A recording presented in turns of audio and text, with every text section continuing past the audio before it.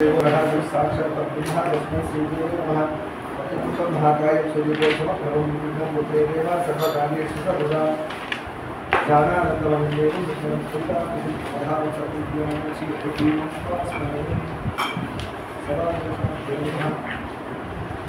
నిన్నటి రోజున గాంగేయుని చరిత్ర గురించి తెలుసుకున్నాం కదా.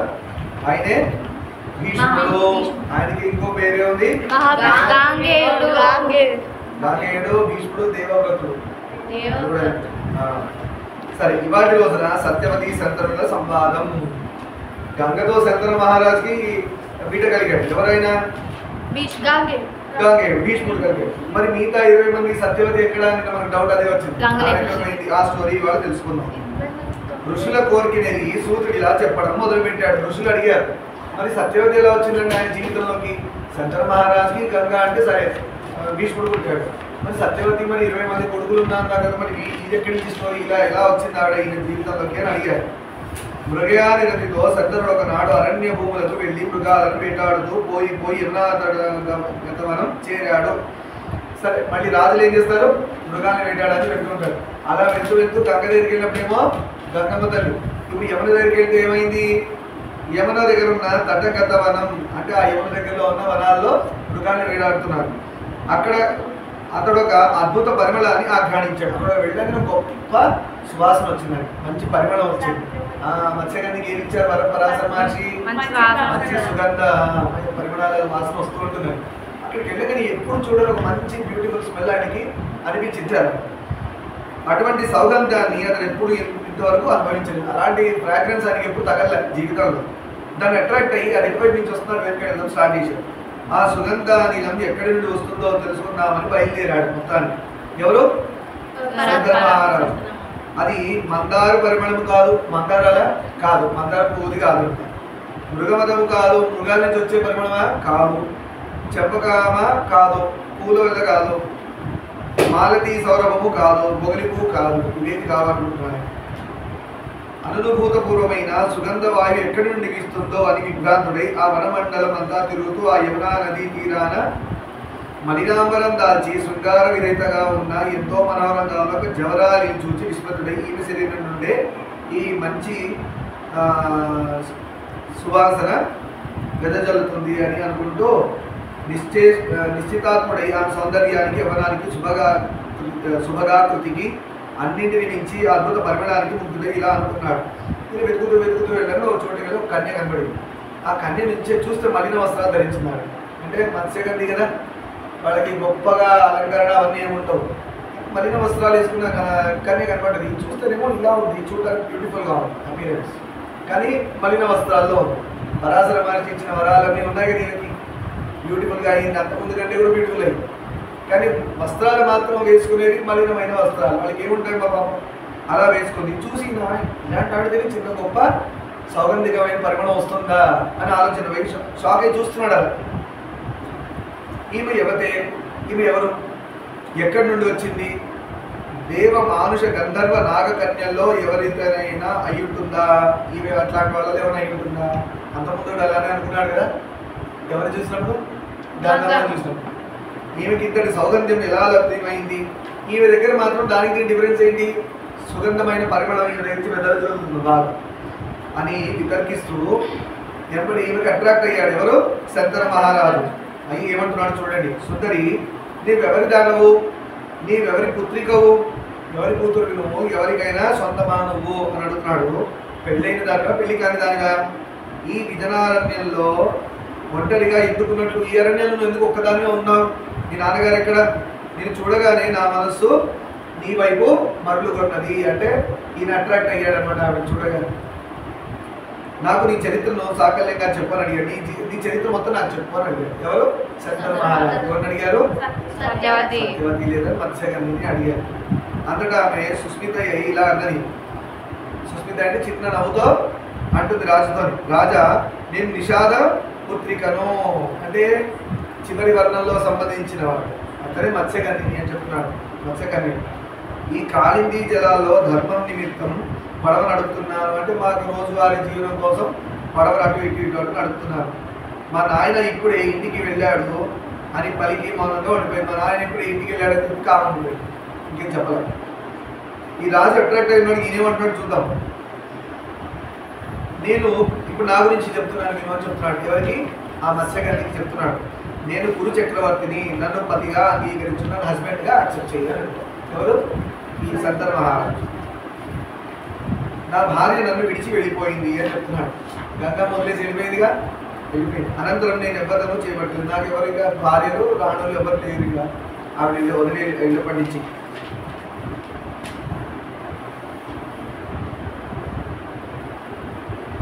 నాకు నీవు ద్వితీయ ధర్మపత్ని అవదవుగాక, నా రెండో భార్యగా నువ్వు ఉండొచ్చు కదా అని అడుగుతున్నాడు. అని అమృతం చిందేలాగా పలికిన ఆ రాజేంద్రుని మాటలన్నీ సాత్విక భావ కలిత యగు ఆ దాసకన్య ఆమె మాట్లాడుతున్నప్పుడు ధైర్యం చేసి అంటుంది రాజుతో. ఏమంటుందో చూద్దాం. రాజేంద్ర, నేను అస్వతంత్రను, అంటే నా స్వతంత్రంగా నేను పెళ్లి చేస్తా అని చెప్పలేను. ఎందుకంటే నేను మా నాన్నగారి కంట్రోల్లో ఉన్నాను. నేను మిమ్మల్ని పెళ్లి చేసుకోవాలంటే మా నాన్నగారు మీరు వచ్చి అడగాలి, ఆయన చేసుకుంటే చేసుకుంటాను.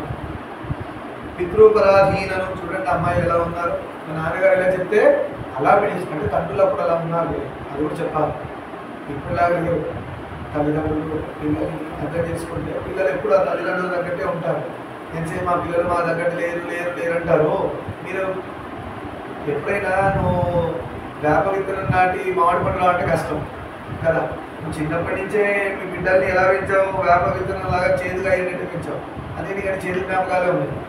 నువ్వు నిజంగానే మామిడి పండు విత్తనం పెట్టి వాళ్ళ నీళ్లు పోసి పెంచితే నిజంగా తీయనని మామిడి పండు వస్తుంది. అంటే పేరెంటింగ్ ఇష్యూ ఇది. పిల్లల్ని తప్పని ఎందుకలేదు, ఎందుకంటే నువ్వు ఇలా మొక్కని వంచి పెంచితే అది వంగే పెరుగుతుంది.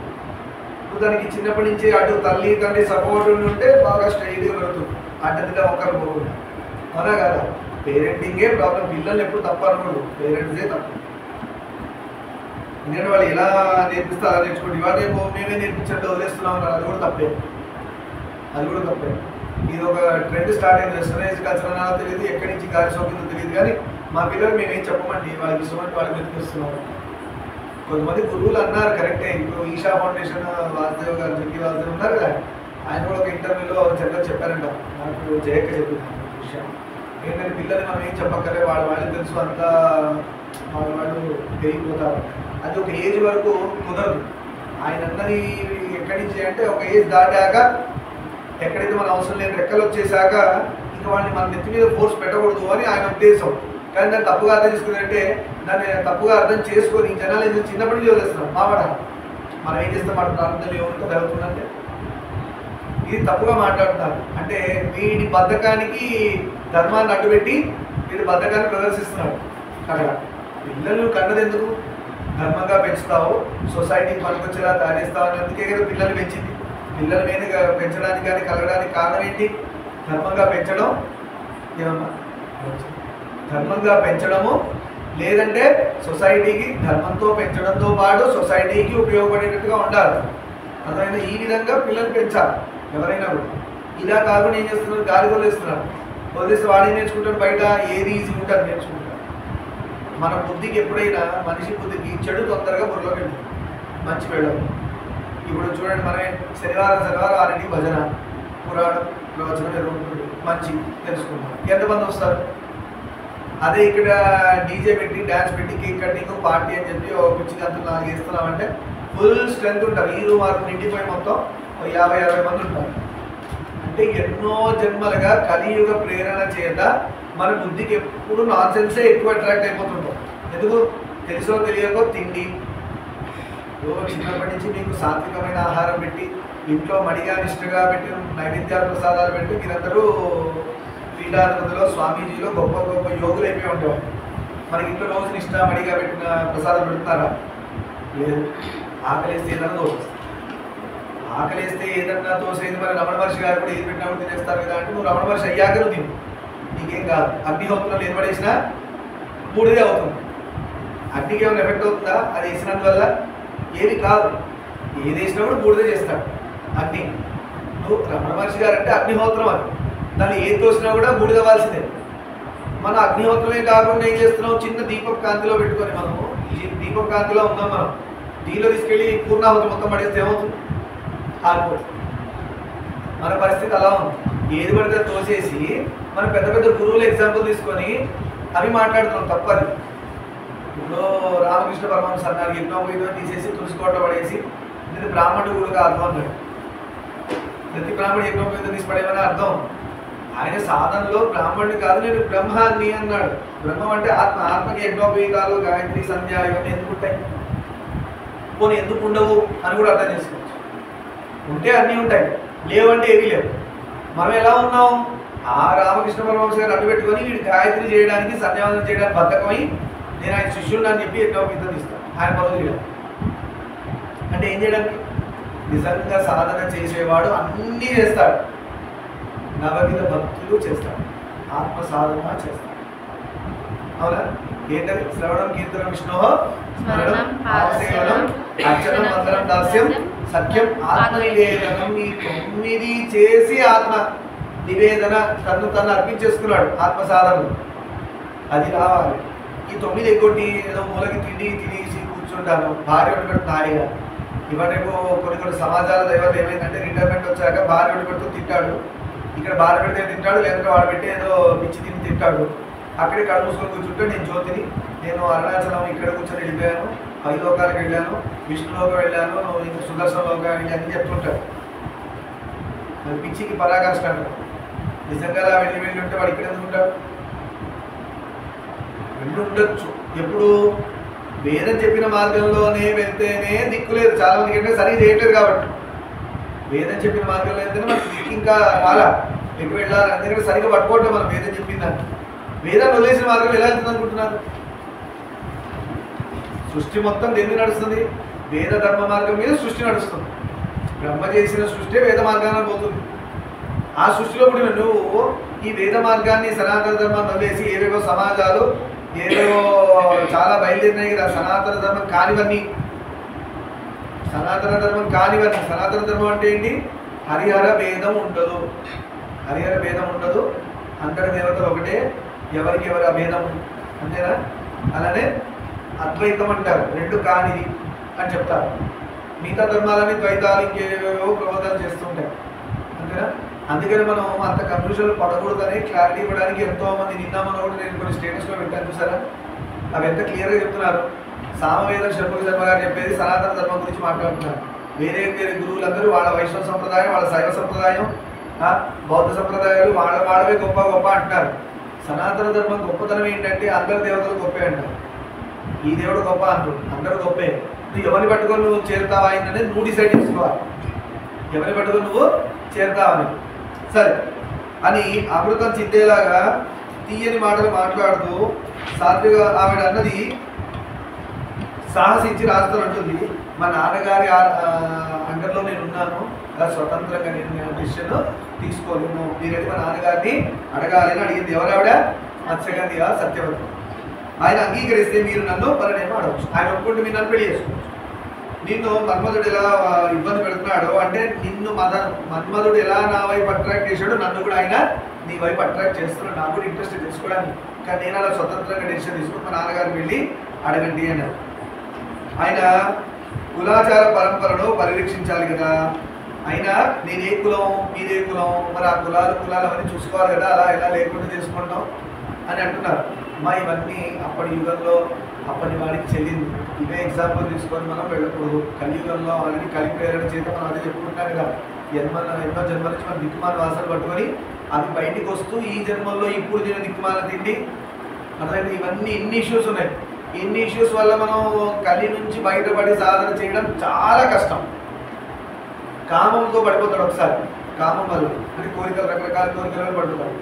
దాని మీద ఫోకస్ చేసి కామంతో పడకూడదు, నా లోపల ఉన్న శత్రువు కామం అని ఫోకస్ చేసుకుని జాగ్రత్త పోయేలోపు క్రోధం బయటికి వస్తుంది. ఈసారి రెండు గుర్తుపెట్టుకుంటాడు, కామము క్రోధం వల్ల బయటపడకూడదు, నేను సాధన నుంచి బయటపడదు అని కామ క్రోధం అవ్వగానే లోభం బయటకు వస్తుంది, లోభం వల్ల పడదు. కామ క్రోధ లోభం అయిపోగానే ఏమవుతుంది? మదం, మోహం. కామ క్రోధ లోభ మోహాలు వచ్చినాయి. మోహాలు అంటే తల్లి తండ్రి రకరకాల అటాచ్మెంట్స్, అవి లేకుండా ఉండలేమంటాం. అలా కామ క్రోధ లోభ మోహం 4 రకాలు పడ్డాయి. తర్వాత మదం వచ్చింది. ఎందుకు ఈ 4 లేవనే ఆలోచన వచ్చేసరికి మైండ్లో నా అంతటోడు లేడు అనే అలా వచ్చింది. మదం వచ్చేసింది. మదం అంటే ఏంటి? నా అంతటోడు లేడు, నేను గొప్ప. ఓ 4 రామకోటి రాయంగానే నేను ఎంతటోడిని అనుకుంటాడు, 4 పురాణాలు చదవగానే గొప్పోడైపోయాడు. ఆఫ్టర్ ఆల్ దేవుడు నాకు కళ్ళు పనిచేసినట్టుగా, చెవులు పనిచేసినట్టుగా, బుద్ధి పనిచేసినట్టుగా, అవి చదివే కళ్ళు చూసి జ్ఞానం అందించుకునే విధంగా గురువు గారు అనుగ్రహించకపోతే వాడికి ఎక్కుతుందా బుర్రకి అని ఆలోచన రాదు. 4 పీఠాల దగ్గర పోయి వినాయకుడికి, అమ్మవారికి, నవరాత్రులకి వాటి వీటికి ఇచ్చేసరికి మతం వచ్చేస్తుంది. నేను చూసాను, నేను ప్రతి పంటల దగ్గర పోయి నేను అమ్మవారికి ప్రతిసారి నేనే ఇస్తాను. వినాయకుడికి ఎప్పుడు లడ్డు నేనే ఇస్తాను, మాదే అక్కడ, ఇంకెవరు ఇవ్వడం లేదు.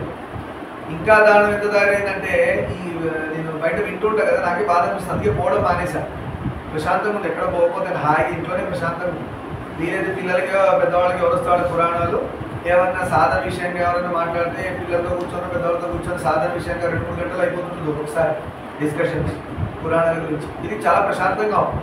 బయట పోయి అవి చూసి బాధపడి, వాళ్ళు చేసే ప్రవర్తన చూసి ఇబ్బంది పడి, మళ్ళీ ఎవరు చెప్పినా వినరు కాబట్టి వదిలేసి అది మనం రాసుకొని తలనొప్పి తెచ్చుకోవడం ఎందుకు? ఒక్కొక్కసారి పంటల్లో ఏమిటంటే వేరే వాళ్ళు ఇద్దామని ముందుకు వచ్చినప్పుడు తీసుకొని వాళ్ళు ఉంటారు. మాకు ఎప్పుడు ఆయనేనండి అమ్మవారి విగ్రహం, వేరే వాళ్ళు ఇస్తే తీసుకోమంటారు. ఇదేంటి అంటే ఫ్రెండ్షిప్ ఆ దేవుడి దగ్గర కూడా ఎట్లా తయారంటే నా ఫ్రెండే ఇవ్వాలి, ఇంకోటి కూడదంటే ఇది ఏం చేస్తున్నారు? దేవుడికి అందరూ సమానమే కదా. ఒకడు ఎవరో మొక్కుకుంటాడు, అమ్మా నాకు ఇది కలిసి వస్తే నేను నీకు ఇస్తానమ్మా అని, విగ్రహం ఇస్తాను. ఎవరిచ్చినా తీసుకోవాలి. అన్యాయంగా ఇది ఎలా తయారు చేశారంటే బిజినెస్ చేశారు. ఈ ఇయర్ వచ్చిన డబ్బులు నెక్స్ట్ ఇయర్ కంట, నెక్స్ట్ ఇయర్ వచ్చిన డబ్బులు ఆ ఇయర్ అంట. ఏమవుతుంది అసలు అంటే అమ్మవారి పేరు చెప్పి డబ్బుకి లొంగిపోతున్నారు, డబ్బుకి దాసోహం అవుతున్నారు. కానీ అమ్మవారు నిజంగా పూజలు చేస్తున్నారా? నిజంగా అమ్మవారి పూజలే చేసేటట్టయితే అమ్మవారిని నమ్మకంటే నువ్వు ఏం చేయాలి? ఈ ఇయర్ వచ్చిన డబ్బు అమ్మవారి పేరు చెప్పుకొని అన్నదానాలు దాని దగ్గర ఖర్చు చేసి మిగిలిన డబ్బు తీసుకెళ్ళి బెజవాడ దుర్గమ్మ దగ్గర ఎక్కడొక్కడ వేసేయి. Next year దాచిపెట్టకూడదు. నిజంగా నీకు గట్స్ ఉంటే, అమ్మవారి మీద నీకు నిజంగా నమ్మకం ఉంటే, అయ్యవారి మీద నమ్మకం ఉంటే, వినాయకుడి మీద నమ్మకం ఉంటే డబ్బులన్నీ కుండీలో వేసేయి. నిల్ బ్యాలెన్స్ 0 చూపించాలి అందరికీ. ఇక మీరు ఇచ్చినవన్నీ బ్యాలెన్స్ 0, లేని వాళ్ళకి ఇచ్చేసాం. ఎంతో మంది అనాథలు ఉన్నారు, వాళ్ళకి స్పెండ్ చేసేసాం, డబ్బులు 0. వీడికి భయం ఏంటంటే నెక్స్ట్ ఇయర్ రూపాయి లేదు. నీకు ఎందుకు భయం? దేవుడే దగ్గర ఉన్నప్పుడు నీకు ఎందుకు భయం? ఇస్తాడు చచ్చినట్టు. ఎదిగాడు.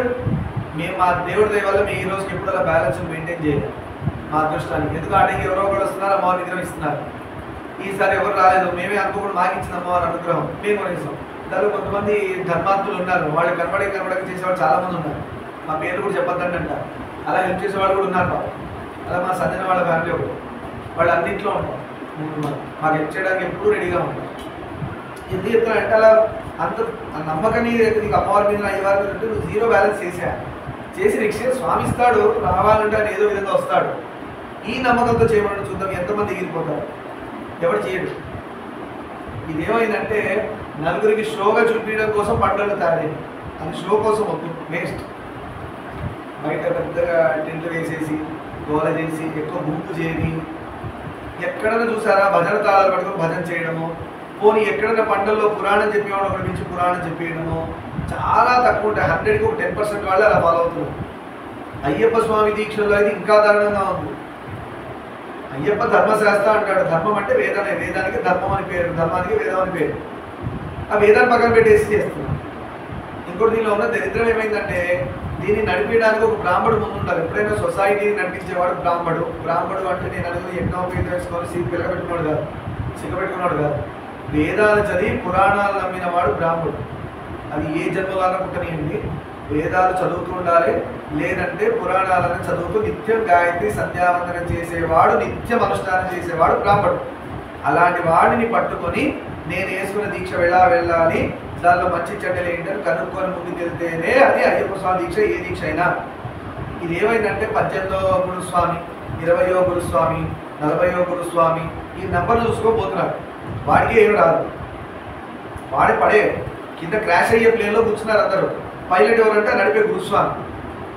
అన్యాయంగా ఎక్కేస్తున్నారు. అది క్రాష్ కింద పడుతుంది, మళ్ళీ భూమి మీద పడతారు, మళ్ళీ చేస్తారు, మళ్ళీ జన్మలు వస్తాయి.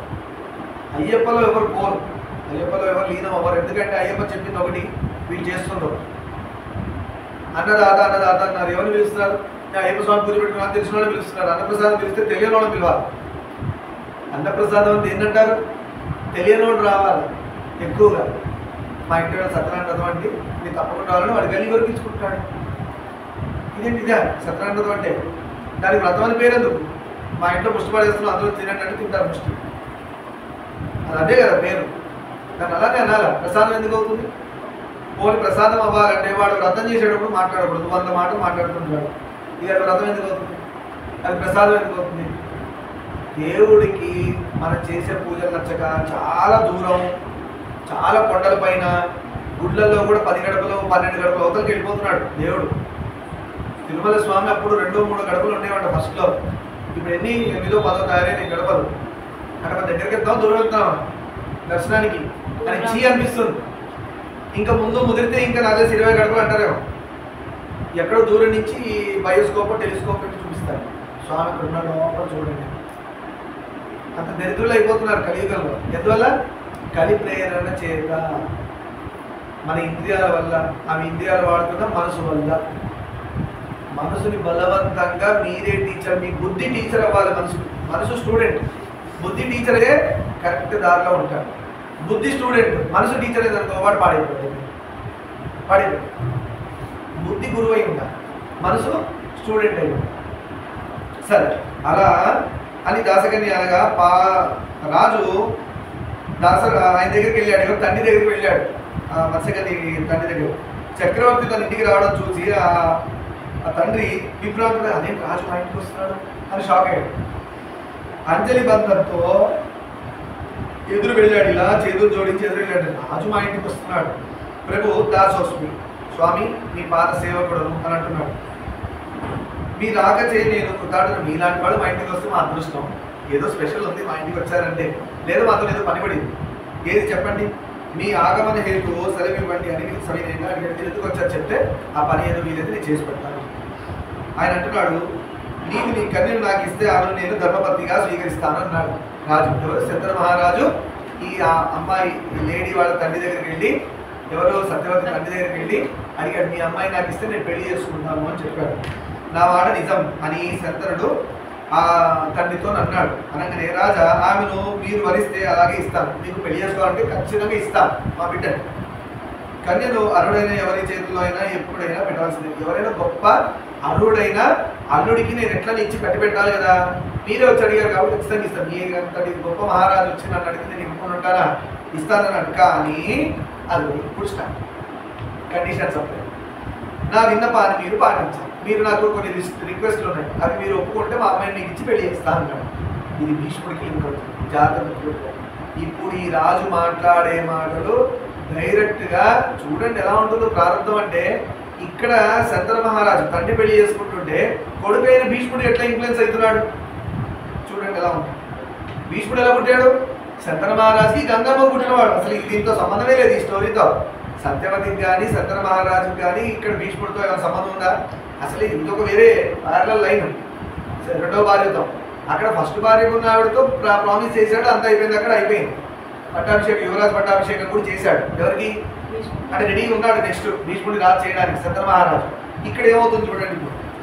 ఇదే ప్రారంభం అంటారు, లేదంటే గ్రహాలు అని కూడా అంటారు. ఎక్కడో కూర్చున్నాడు ఎట్లా ఇన్ఫ్లుయెన్స్ చేస్తుంది అయ్యా అంటే ఇట్లనే ఇన్ఫ్లుయెన్స్ చేస్తున్నాం. భీష్ముడు ఏమైనా అన్యాయం చేశాడా? భీష్ముడు ఏమైనా పాపం చేశాడా? కానీ ఈయన నడిపే ఈ స్టోరీ వల్ల భీష్ముడు ఎలా ఇన్ఫ్లుయెన్స్ అవుతున్నాడు అంటే ఎక్కడో ఉన్న వాళ్ళు కూడా ఇక్కడ జరిగే ట్రాన్సాక్షన్స్, ఇక్కడ జరిగే డీలింగ్స్ వల్ల వేరే వాళ్ళు కూడా ఇన్ఫ్లుయెన్స్ అవుతారు. ఎగ్జాంపుల్, ఎక్కడో ఉన్న ప్రైమ్ మినిస్టర్ డిసిషన్ తీసుకుంటే మనం ఇన్ఫ్లుయెన్స్ అవుతున్నామా లేదా? చూస్తున్నామా లేదా? ఎక్కడో యుద్ధాలు జరిగితే మనం ఇన్ఫ్లుయెన్స్ అవుతున్నామా లేదా? పెట్రోల్ ప్రైసెస్ పెరుగుతున్నాయి. అదేంటండి నాకెందుకు? అమెరికా ఇరాక్ యుద్ధం చూసుకుంటే నాకెందుకు అన్నారు అనుకోండి, అది నీకే పనికి వస్తుంది రేపు పొద్దున. ఎందుకంటే నీకు పెట్రోల్ ప్రైసెస్ పెరిగిపోతున్నాయి వాడి వల్ల. అందుకనే ప్రతిదీ లింక్ అయి ఉంది. ఎర్త్ మీద ఉన్న ప్రతిదీ మనకి లింక్ అయి ఉంది. ఈరోజు తెలివిగా నాకెందుకు లేకపోతే ఏం కాదు, రేపొద్దు నేనెత్తినే పడతాయి అనొచ్చు. ఆకాశంలో నుంచి రాయబడుతుంది అంటే నాకెందుకంటే రేపొద్దు నేనెత్తినే పడుతుంది. అది నువ్వు భూమి మీద ఉన్నావు కాబట్టి, నువ్వు ఆకాశంలో లేరు. అంటే భూమి మీద ఉన్నవన్నీ మనం ఏదో విధంగా బంధనం ఏర్పరచుకున్నాం. భూమి మీద ఉన్న వాటితో, ప్రకృతితో, చుట్టూ ఉన్న రిలేషన్స్తో అన్నీ బంధాలే. స్పైడర్ వెబ్ అంతా చేసేసి ఒక చోట కూర్చొని అర్థం చేస్తుంటుంది. ఒక పురుగు ఏదైనా ఒక స్ట్రింగ్ చదివితే మొత్తం వెబ్ వైబ్రేట్ అవుతుంది. అది ఎక్కడుందో అక్కడికి వెళ్ళిపోతుంది, అది తెలుసు. అలా స్పైడర్ వెబ్ ఎలా వేసుకుందో అలా మనం అన్ని బంధాలు వేసుకున్నాం. ఎక్కడ ఏది వైబ్రేట్ అయినా మనం వైబ్రేట్ అవ్వాల్సింది. అర్థమైందా? అందుకు జాగ్రత్తగా ఎలా పోవాలంటే అదే మోహం. కామ క్రోధ లోభ మోహ మదం మాత్సర్యం. మాత్సర్యం అంటే ఇంకోటి చూసి ఏడవడం, ఇంకోటి చూసి ఏడవడం. ఇదైతే అసలు బెస్ట్ క్వాలిటీ అందరికీ ఉంది. 100 out of 100 అందరికి కదా. దాని డ్రెస్ ఉంటే నాకు లేదు, దాని ఫోన్ ఉంటే నాకు లేదు, వాడి బండి ఉంటే నాకు లేదు. వాడికి ఉంటే ఉంది, సంతోషించి రాదు. నీకు లేదని నువ్వు ఏడు వాడుకుందని నువ్వు ఏడవడం. ఇది ఏమవుతుంది తెలుసా, ఇదంతా మల్టిపుల్ అవుతుంది. అందుకే అంటారు యద్భావం తద్భవతి. నీ రోగం నీ లోపలే ఉండి నిన్ను చంపుతుంది. కొనుక్కున్నాడు బాగానే ఉంటాడు, నువ్వు ఏడ్చింటే చస్తావు రేపు దిక్కుమాల రోగాలు. అందుకనే నెగిటివ్ ఫీలింగ్స్, నెగిటివ్ థాట్స్ వదిలేయండిరా అని గురువులు నెత్తి నోరు కొట్టుకొని ఎందుకు చెప్తున్నారంటే, ఆ నెగిటివ్ థాట్సే నెగిటివ్ ఫీలింగ్స్ లోపల ట్యూమర్స్గా ఫామ్ అయ్యి నిన్ను చంపేస్తున్నాయి. It is just like a suicide bomb. లోపల ఒకటి బాంబ్ అవుతుంది. రోగాలుగా షుగర్, బీపీలు అన్నీ కూడా అలాంటివి సూసైడ్ బాంబ్స్ మనం తయారు చేసుకుంటున్నాం. దేవుడు నాకెందుకు షుగర్ ఇచ్చావు, నాకెందుకు బీపీ ఇచ్చావు, నాకెందుకు ట్యూమర్స్ ఇచ్చావు, నాకెందుకు ఫైబ్రాయిడ్స్ ఇచ్చావు, నాకెందుకు పైల్స్ ఇచ్చావు, రకరకాల రోగాలు ఎందుకు ఇచ్చావు అంటే నువ్వు చేసుకున్నావు. ఆయన ఎందుకు ఇచ్చాడు? పుట్టినప్పుడైతే నీకు ఇది కంప్లైంట్స్ లేవు, అందులో వచ్చింది. అంటే మధ్యలో నువ్వు ఏం చేసావు మరి? గురువుగారిని ఎంత గురువు చెప్పాను. లేడీ అడిగింది గురుగారు దేవుడు మనం తయారు చేశాడు కదా, అలాంటప్పుడు దేవుడు మనల్ని ఎందుకు వదిలేశాడు అని అంటూ గురుగారు అడిగితేనే గురుగారు ఎంత బాగా ఎక్స్ప్లెనేషన్ ఇచ్చాడమ్మా. దేవుడు మనం వదిలేదమ్మా, తయారు చేసిన ఆయనే. ఆయన చేయి పట్టుకోమని చేయి ఇచ్చాడు, మనం పట్టుకున్నాం. ఈ లోకంలోని బొమ్మలు చూసుకుంటూ నువ్వే ఆయన చేయి వదిలేసిపోయావు. తప్పిపోయావు లోకంలో. మళ్ళీ ఆ చేయి దొరకాలంటే, ఆ వేలు పట్టుకోవాలంటే వదిలింది ఎవరు? ఆయన వదిలేదు, మనం వదిలేము. ఈ లోకంలో ఉన్న బొమ్మలు చూసుకుంటూ నువ్వు చేయి వదిలేసేసి అట్రాక్ట్ అయిపోయి వెళ్ళిపోయి ఆయన చెప్తూనే ఉన్నాడు, నా చేయి పట్టుకో, ఇదంతా మాయా, దీనిలో పడితే మాత్రం నువ్వు పక్కకే పోతావు అని చెప్తే ఓకే అన్నావు. ఆయన మాటను పక్కన వదిలేయడం, అది మనం ఒక్కరే చేసిన మిస్టేక్. ఆయన మాటని పక్కన పెట్టడం. ఆయన మాట ఏంటి? వేదమే ఆయన మాట, వేదమే ఆయన మాట, గురు మాటే ఆయన మాట.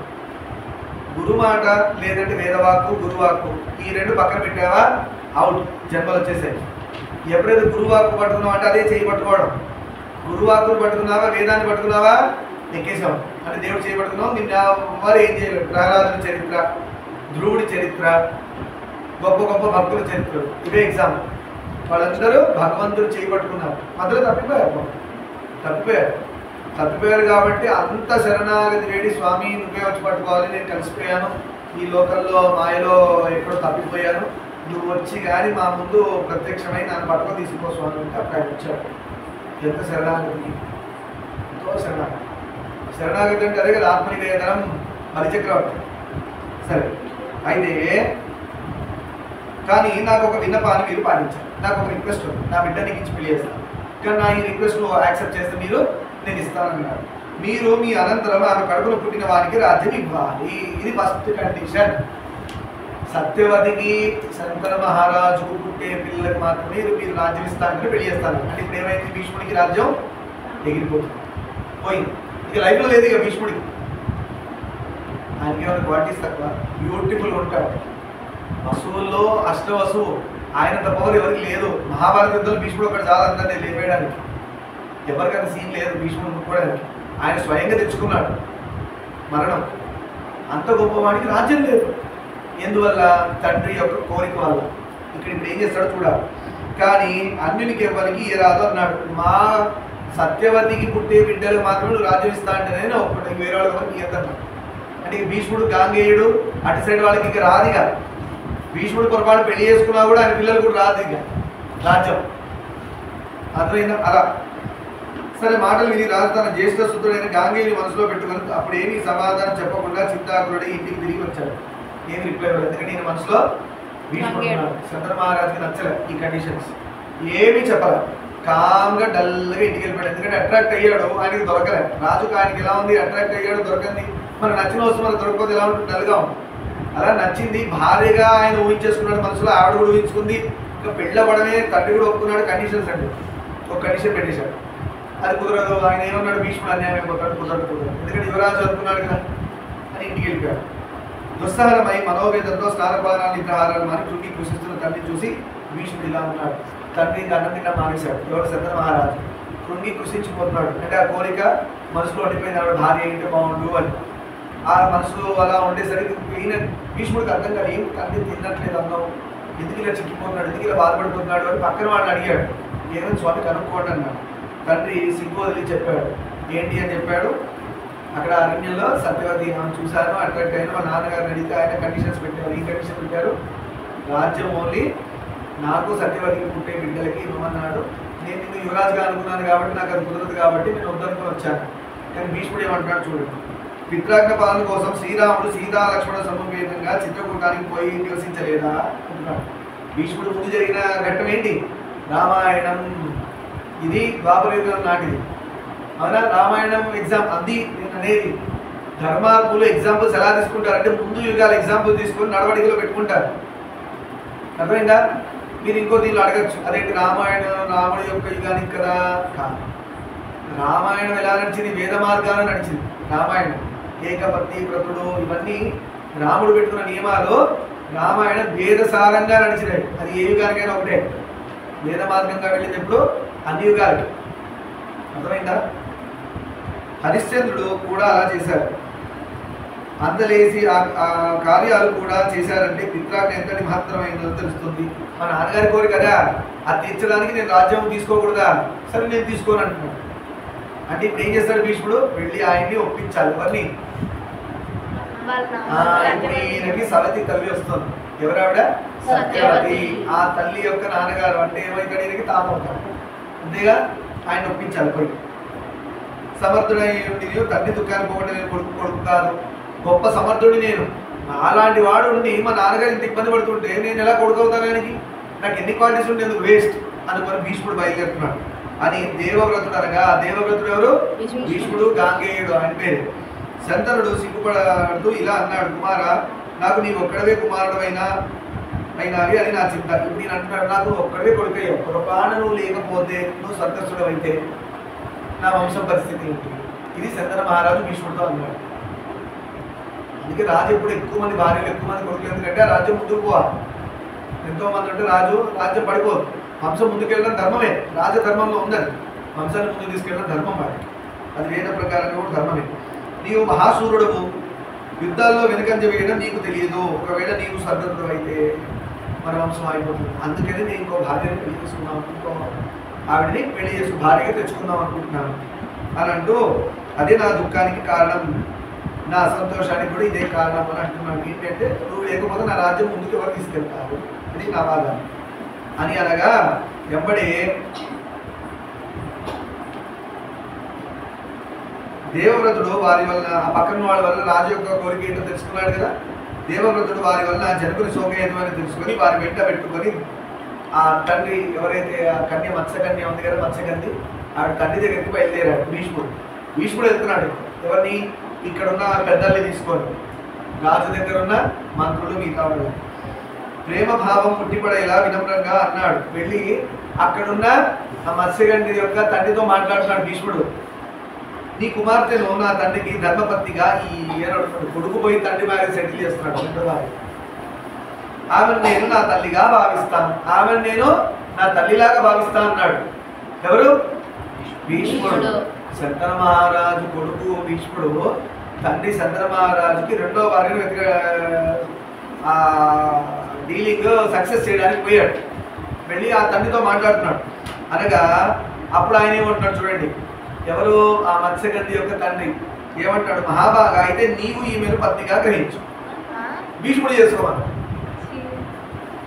బాగున్నాడు కదా మరి భీష్ముడికి ఏం తక్కువ, చూడడానికి చాలా బాగున్నాడు, మంచి వీరుడు. నీ నాన్న ముసలాడు అయిపోతాడు, ఎట్లా పోతాడు. నీకు ఇస్తే నీకున్న క్వాలిటీస్కి ఎవరెవరు? భీష్ముడు అటు సైడ్ కదా, సత్యవతికి ఏం సంబంధం లేదు కదా భీష్ముడితో. మాల్కి టీనేజర్ మనం అప్పుడే కదా ఇచ్చింది, టీనేజ్ అయ్యాక కదా ఇచ్చింది గంగమ్మ. మనం మీరు ఇంకోటి గుర్తుపెట్టుకోండి, మళ్ళీ మీరు కలియుగంలో ఉన్నట్టుగా ఆలోచిస్తున్నారు. టీనేజర్స్ మీరందరూ అలాగే భీష్ముడు ఉంటారని అనుకోకండి. అప్పుడంతా రాజాన్ బాబు లేదు, కట్అవుట్ లేదు. రాముల వారికి 16 ఏళ్ళకి పెళ్ళి అయిపోయింది. అర్థమైందా? మీ ఏజ్లో అయిపోయింది పెళ్ళి. అన్నవాడు ఏం చేస్తారు, పిల్లలే ఉన్నారు. అందుకే మనం కలియుగ ధర్మంతో పోకూడదు. కలియుగంలో మనుషులతో ఏది కంపేర్ చేసి మన బుద్ధి ఆటోమేటిక్ అడిగే వెళ్తుంది. సో భీష్ముడికి అడిగాడు, తండ్రి కంటే భీష్ముడు అంటే పెద్దవాడని అర్థం. పెళ్లి వయసులో ఉన్నాడు భీష్ముడు అని అర్థం. అడిగాడు ఈయనంటే ఈయన పిచ్చోడు కాదు కదా అడిగినవాడు. అడిగాడంటే భీష్ముడికి ఆ క్వాలిటీస్ ఉన్నాయని.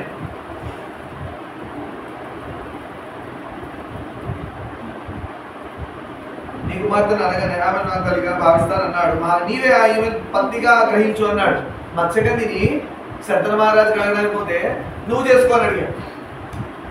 కొడుకు చేసుకోమంటున్నారు. ఇలా ఉన్నాయి చూడండి అసలు పరీక్షలు. లేకపోతే రాజారుడవు నీ ఉండగా ఈమె కడుపులో పుట్టినవాడు రాజు కాగలడా అన్నాడు. ఎందుకు ఈ మాట అంటున్నాడు? ఈ తండ్రి ప్లాన్ ఎలా ఉంది చూడండి. రాజ్యానికి అర్హుడవు, నువ్వు ఆల్రెడీ నీకు రాజ్యాధికారి ఇవ్వడానికి నీకు ఆల్రెడీ చేస్తున్నాడు కదా. ఏం చేశాడు? శంతన మహారాజు యువరాజు పట్టాభిషేకం చేశాడు.